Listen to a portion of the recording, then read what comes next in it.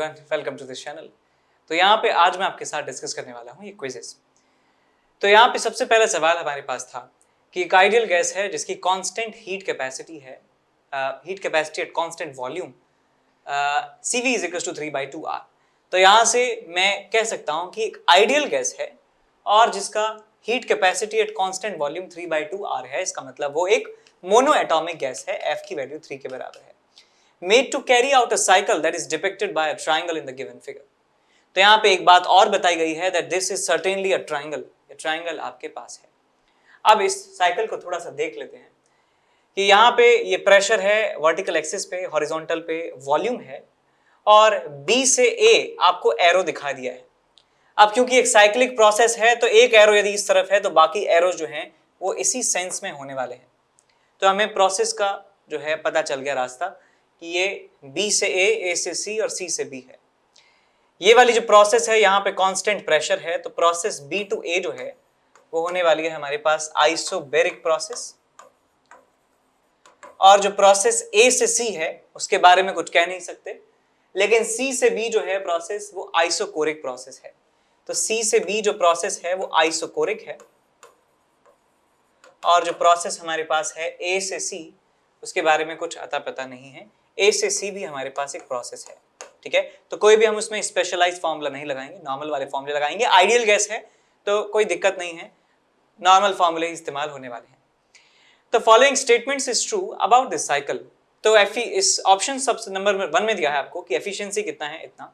Net heat absorbed in the cycle, इस पूरी cycle में जो नेट हीट एब्जॉर्ब्ड है वो इसके बराबर है। और डी ऑप्शन में दिया है heat absorbed in the part AC is equal two is given by this equation.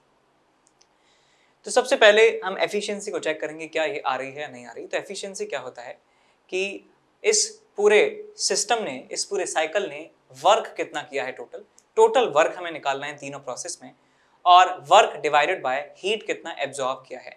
Work upon heat absorb होता है एफिशिएंसी। तो एफिशिएंसी निकालने पे ध्यान देते हैं। तो इसका पहले आप वर्क डन निकालने के लिए इसका एरिया निकाल सकता हूँ। एरिया निकालने के लिए लिख सकता हूँ half into base into height. तो बेस जो है हमारे पास V2 माइनस V1 है और जो इसकी हाइट है वो P2 माइनस P1 है।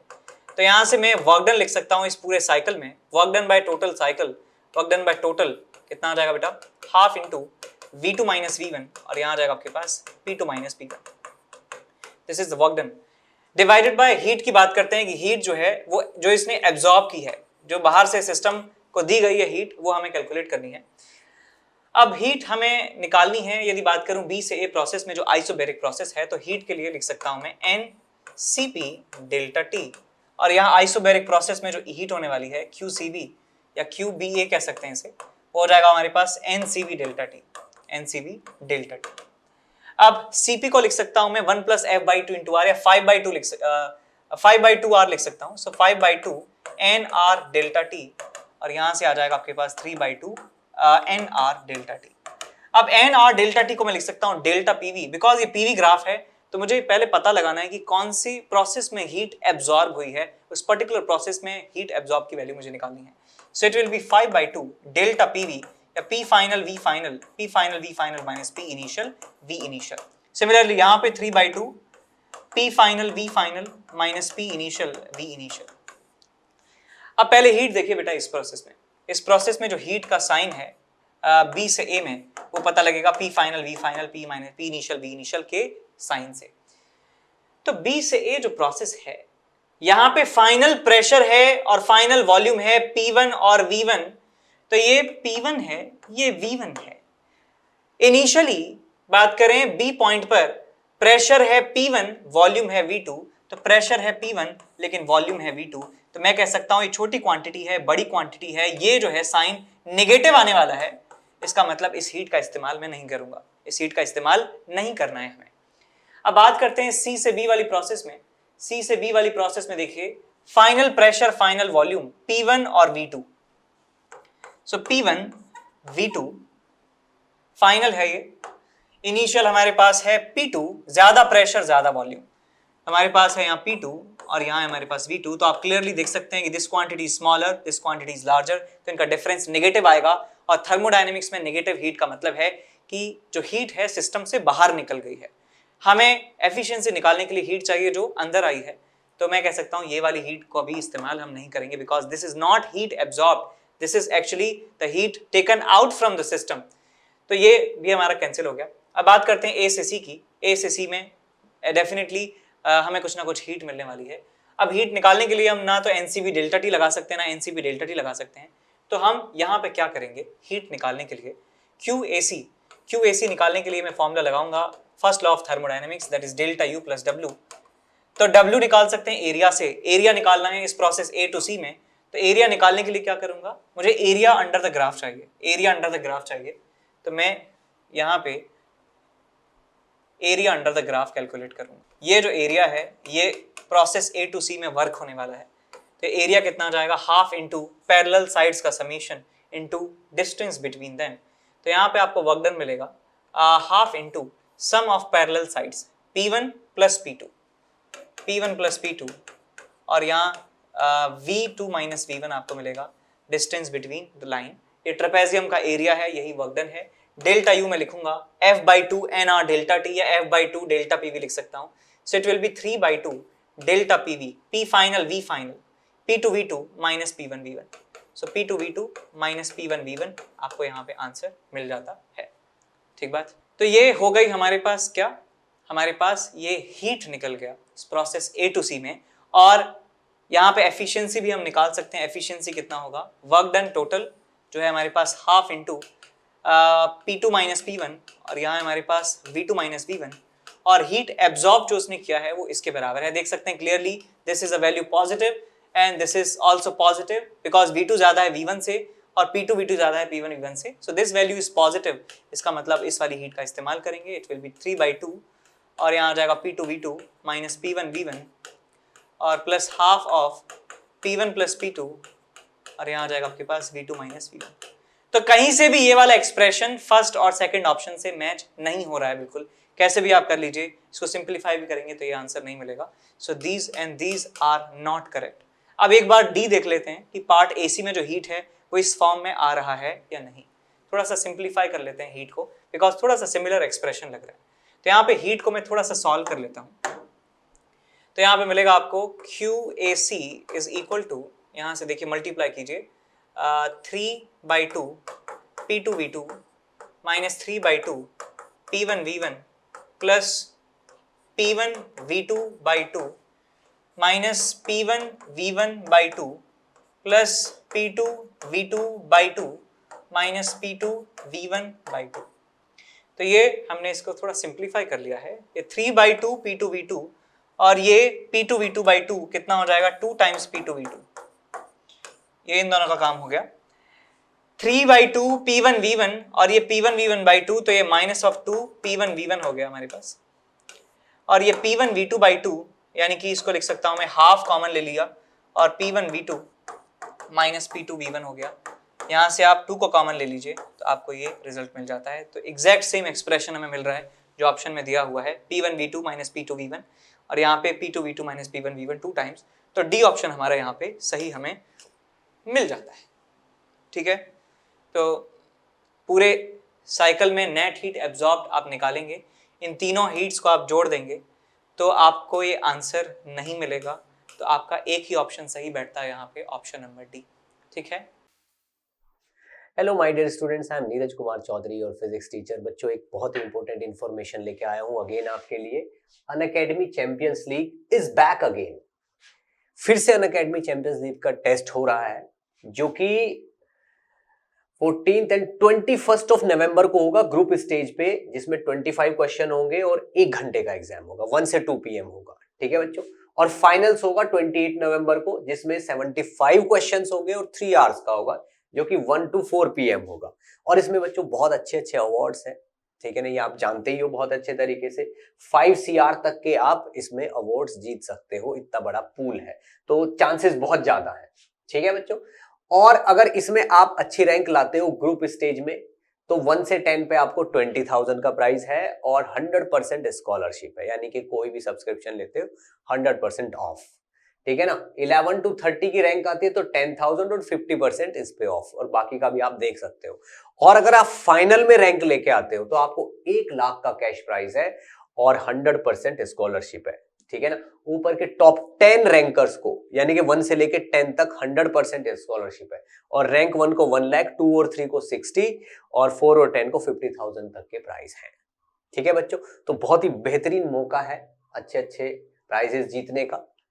ठीक है बच्चों, और ये है स्पेशल प्राइज वीक, यानी कि ये जो हफ्ता चल रहा है, अगर इस वीक में आप सब्सक्रिप्शन लेते हो तो आपको बहुत बड़ा डिस्काउंट मिल रहा है। ठीक है ना, 10 + 10 यानी कि 20% का, अप्रोक्सीमेटली 20% का डिस्काउंट मिल रहा है आप अगर इस स्पेशल वीक में सब्सक्रिप्शन लेते हो तो। ठीक है ना, किस तरीके से, अगर आप आइकॉनिक का सब्सक्रिप्शन लेते हो और तो मान लीजिए 1 लाख का अगर आपकी फीस है तो आपको बस 81,000 का पड़ेगा वो, यानी कि पूरे 19,000 यानी कि अप्रोक्सीमेटली 20% का आपको फायदा है। प्लस वाला जो है, प्लस में अगर आप देखते हो तो आपको प्लस में भी जो चीज 53,000 की है वो आपको मतलब 53,000 की पड़ रही है आपको 12,000 का ऑफ लेके। ठीक है, तो ये चीज पहले 67,000 की थी, अभी आपको 53 की मिल रही है, यानी कि पूरा 20% ऑफ है। किस वजह से, इस स्पेशल वीक की वजह से। और ये वीक आपका 10 से 17 नवंबर तक है, यानी कि समझ लो आज इसका लास्ट है, मे भी पॉसिबल है 1-2 दिन एक्सटेंड हो सकता है, बट इसका ऑफिशियली आज लास्ट डे है 17 नवंबर। ठीक है बच्चों, नेक्स्ट देखिए, all star crash course batch. ठीक है ना, 11th क्लास के स्टूडेंट्स के लिए, ठीक है ना, एक क्रैश कोर्स लॉन्च किया जा रहा है। ठीक है ना, 17 नवंबर से। ठीक है ना, 11th का सिलेबस 4 महीने में पूरा कर दिया जाएगा, और जितने भी स्टार एजुकेटर हैं अनअकैडमी पे वो सब लोग इसमें आपको कुछ कुछ चैप्टर पढ़ाएंगे। ठीक है ना, ये देखिए सारे के सारे टॉप टीचर्स हैं, ये सब आपको कुछ कुछ पोर्शन पढ़ाएंगे और 11th का पूरा सिलेबस 4 महीने में कर देंगे पूरा। ठीक है ना, तो ये आपके लिए बहुत ही बेहतरीन मौका है। अगर आप किसी तरीके से कहीं पे चूक गए हैं कोई बैच ज्वाइन करने में, ठीक है, तो आप इससे भी अपना काम कर सकते हैं, ताकि 12th क्लास में आते आते आप में और किसी रेगुलर स्टूडेंट में कोई डिफरेंस ना बचे। ठीक है बच्चों, और इसके बाद आता है ये IIT JEE मेगा कॉम्बैट। ये इंटीजर क्वेश्चंस का कॉम्बैट है, स्पेशली इंटीजर क्वेश्चंस का। ठीक है ना, जो कि 21 नवंबर को सुबह 11 बजे होगा। 60 मिनट्स में 21 इंटीजर क्वेश्चन होंगे। ठीक है ना, और ये लेटेस्ट IIT JEE पैटर्न पे बेस्ड है। अगर आप इसमें बहुत अच्छा करते हो तो टॉप 50 रैंकर्स को और 500 लकी पार्टिसिपेंट्स को बहुत अच्छे अच्छे सरप्राइज गिफ्ट मिलने वाले हैं। आप देखिए इसमें iPad मिनी है, सैमसंग टैब है, फिटबिट स्मार्ट वॉच है, और ये JBL के हेडफोन्स हैं, और Amazon के वाउचर्स हैं। ठीक है बच्चों, तो जितनी जल्दी हो सके उतनी जल्दी इसके लिए एनरोल कर दीजिए, और मेरी तरफ से बेस्ट ऑफ लक। तो नेक्स्ट क्वेश्चन हमारे पास है question number 2। A container with rigid walls is covered with perfectly insulating material. तो परफेक्टली इंसुलेटिंग मटेरियल है इस कंटेनर की दीवारों पर, यानी कि हीट का जो एक्सचेंज है वो पॉसिबल यहाँ पे नहीं है। These containers, the container is divided into 2 parts by a partition. One part contains a gas while the other is fully evacuated.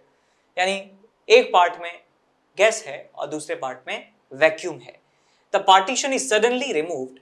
The gas rushed to fill the entire volume and comes to equilibrium after a little time.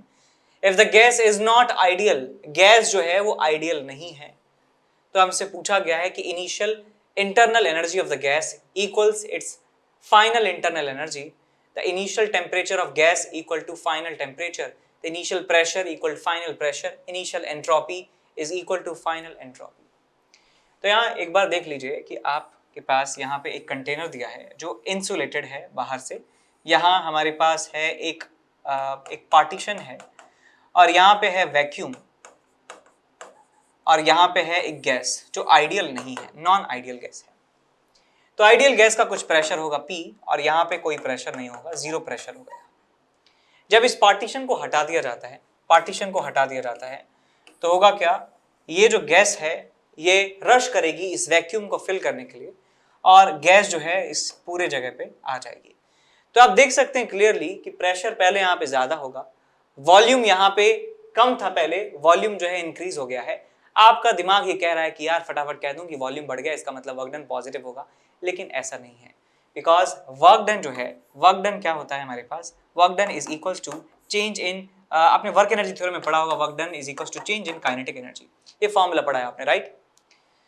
तो यहाँ आप देखिए, यदि मान लीजिए आपके पास एक m मास का ऑब्जेक्ट है और जिसका मास है 0 के बराबर, m मास का ऑब्जेक्ट है, मास 0 के बराबर है, 0 मास का ऑब्जेक्ट है, और उसको आप इस पोजीशन से फोर्स लगाकर यहाँ पे पहुंचा देते हैं, तो क्या मैं कह सकता हूं कि वर्क डन होने वाला है?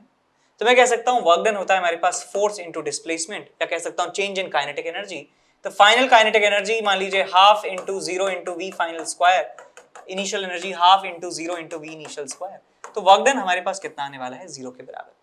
तो सिमिलरली हमारे पास यहाँ पे सिचुएशन है कि कोई ऑब्जेक्ट है ही नहीं जिसे पुश किया जा रहा है, कोई ऑब्जेक्ट है ही नहीं जिसे पुश किया जा रहा है, तो वर्क डन जो है इस पूरे सिस्टम में जो गैस के ऊपर किया जा रहा है that is equal to 0। Work done by gas is 0, work done by gas is 0। तो वर्क डन यहाँ पे 0 आ जाता है और इसे फ्री एक्सपेंशन कहा जाता है इस प्रोसेस को, यदि आपको ध्यान नहीं हो तो इसे फ्री एक्सपेंशन कहा जाता है, बिकॉज कोई है ही नहीं जिसपे काम किया जाए।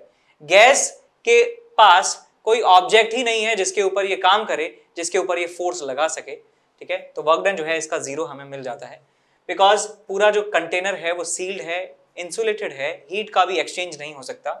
तो मैं गैस का कह सकता हूं कि हीट का जो ट्रांसफर है गैस के द्वारा वो भी 0 के बराबर है। थर्मोडायनेमिक्स का जो फर्स्ट लॉ है वो इस्तेमाल कर सकते हैं आप, चाहे आइडियल गैस हो चाहे नॉन आइडियल गैस हो। तो Q is equal to delta U plus W से आप ये कह सकते हैं कि Q की वैल्यू यदि 0 है और W की वैल्यू यदि 0 है तो डेल्टा U की वैल्यू जो है 0 के बराबर होगी। अब डेल्टा U का फॉर्मूला होता है NCV डेल्टा T। ये एक आइडियल गैस के लिए ट्रू है, लेकिन रियल गैस के लिए, इस नॉन आइडियल गैस के लिए हमें फंक्शन नहीं पता है कि टेम्परेचर के साथ साथ किसी और का फंक्शन तो नहीं है इंटरनल एनर्जी।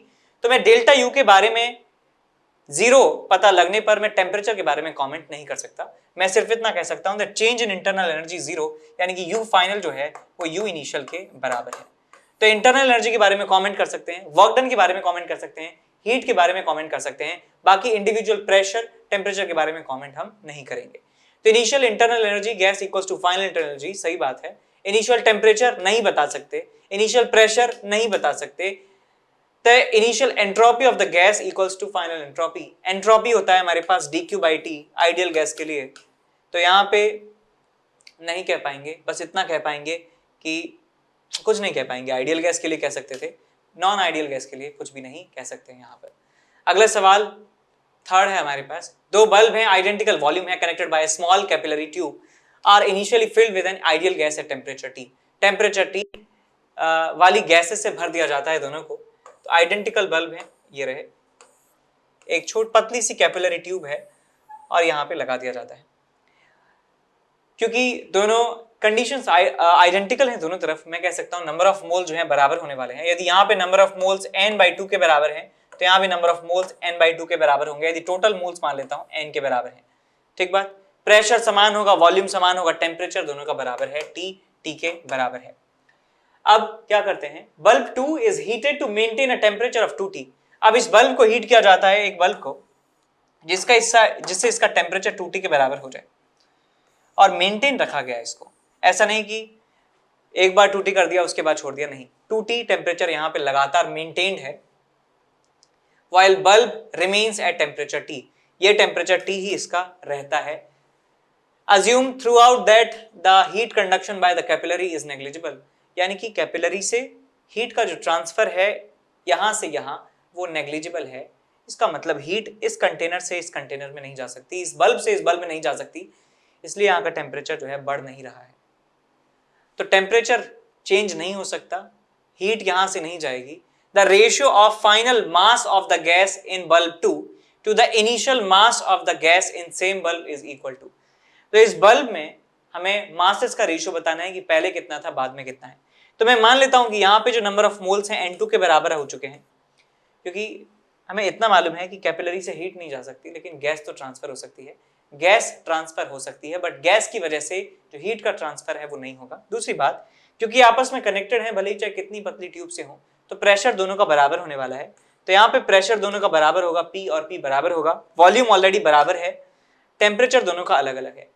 तो बस यहाँ पे मैं नंबर ऑफ मोल्स लिख सकता हूँ, PV = nRT से। आइडियल गैस हमें दिया हुआ है, आइडियल गैस हमें दिया हुआ है, आइडियल गैस दिए रहा, आइडियल गैस। तो मैं इस कंडीशन, इस सिचुएशन में मैं लिख सकता हूँ number of moles is equal to PV upon RT। तो यहां से आपको N2 की वैल्यू मिल जाती है कितनी, PV अपॉन 2RT। और यहां नंबर ऑफ मोल्स की बात करें, N1 की वैल्यू आपको मिलेगी, यहां नंबर ऑफ मोल्स मान लेता हूं मैं N1 के बराबर है, so N1 will be equal to PV upon RT के बराबर। हमें नंबर ऑफ मोल्स पता चल गए, तो यहां से इनका रेशियो हमें पता चल जाता है दैट N2 by N1 या N1 by N2, N1 by N2 is equal to 1 upon 1 by 2 is equal to 2। तो हमें रेशियो पता चल गया, टोटल नंबर ऑफ मोल्स पता है मुझे n के बराबर है, तो मैं N1 और N2 की वैल्यू निकाल सकता हूँ। N1 आ जाएगा आपके पास 2n/3, N2 की वैल्यू आ जाएगी आपके पास n/3। अब आपसे पूछा गया है रेशियो, इसका रेशियो इसके पहले वाले नंबर ऑफ मोल से है ना, final mass upon initial mass. तो इसके नंबर ऑफ मोल्स में कह सकता हूँ, नंबर ऑफ मोल्स होते हैं हमारे पास, नंबर ऑफ मोल्स होते हैं मास अपॉन मोलर मास।